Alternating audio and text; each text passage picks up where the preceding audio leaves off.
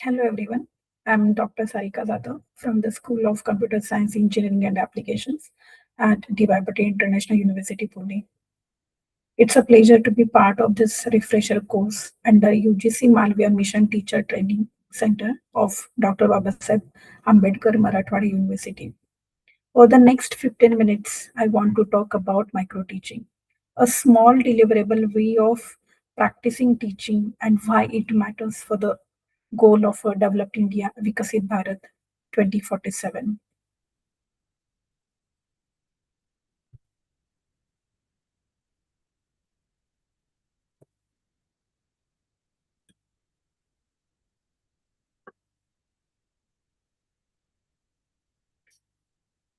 Um, Here, where we are going, by the end, we'll be able to explain what micro teaching is and where it came from, describe its cycle, the name, the core skills it builds, and connect of that to the goals of Viksit Bharat 2047.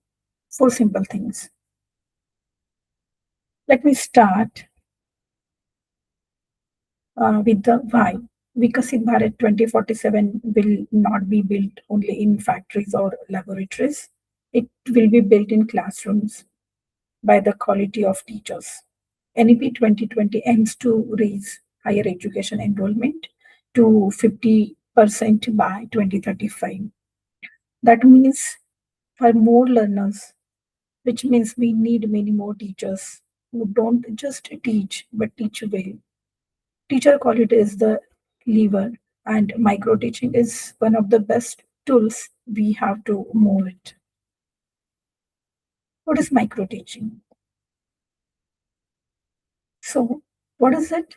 Micro teaching is scaled down teaching encounter.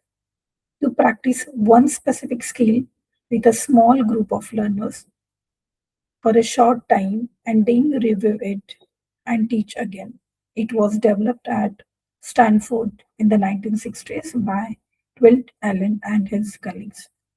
Think of it as teaching under a microscope. We shrink the complexity so a single skill can be seen and improved.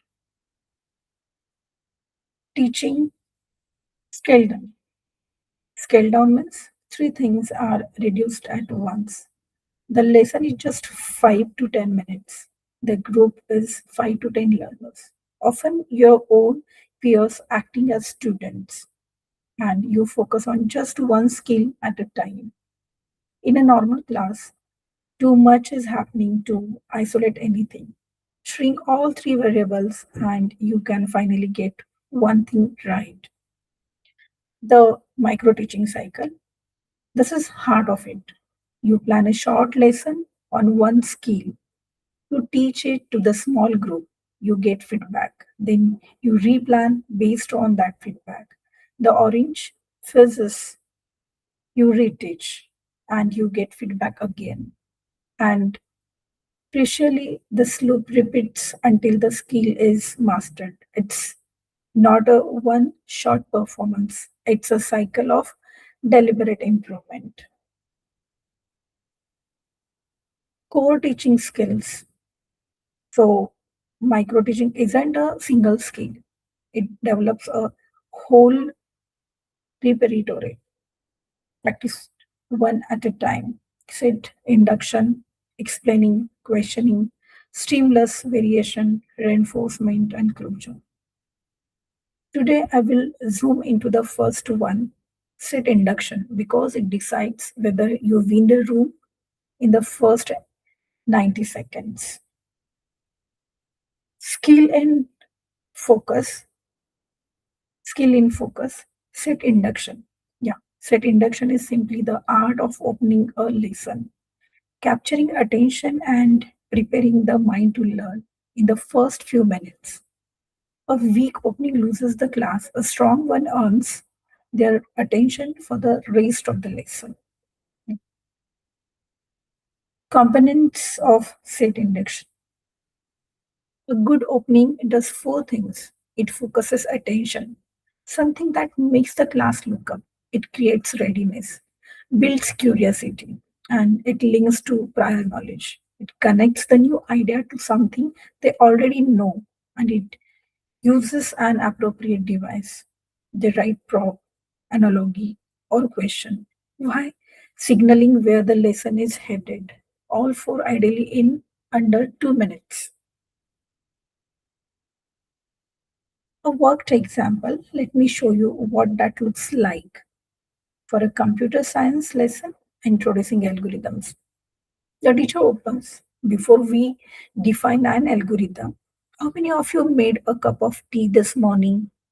You boiled water, added tea, then milk, then sugar in a certain order. Change that order and you get something undrinkable. That ordered set of steps,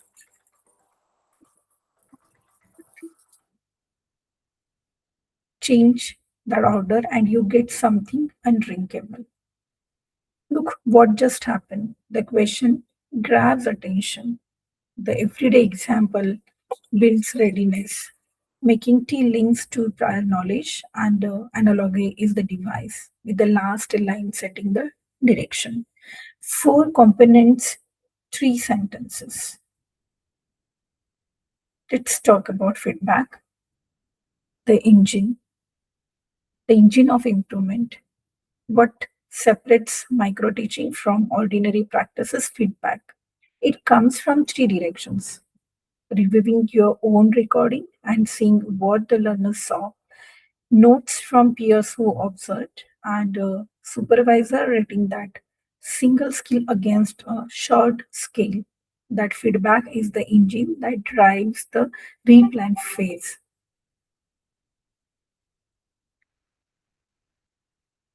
Micro teaching and NAP 2020. This maps directly onto policy.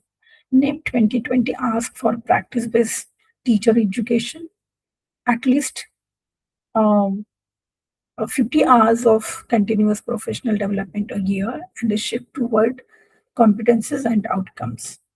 Micro teaching delivers all three, and its feedback loop builds the reflective practitioners that strong institutions depend on. That's why it belongs in a conversation about academic leadership. Let's talk about strengths and limitations. Let me be balanced. On the strength side, focused practice, a safe, low risk setting, immediate feedback, and real confidence before the actual classroom.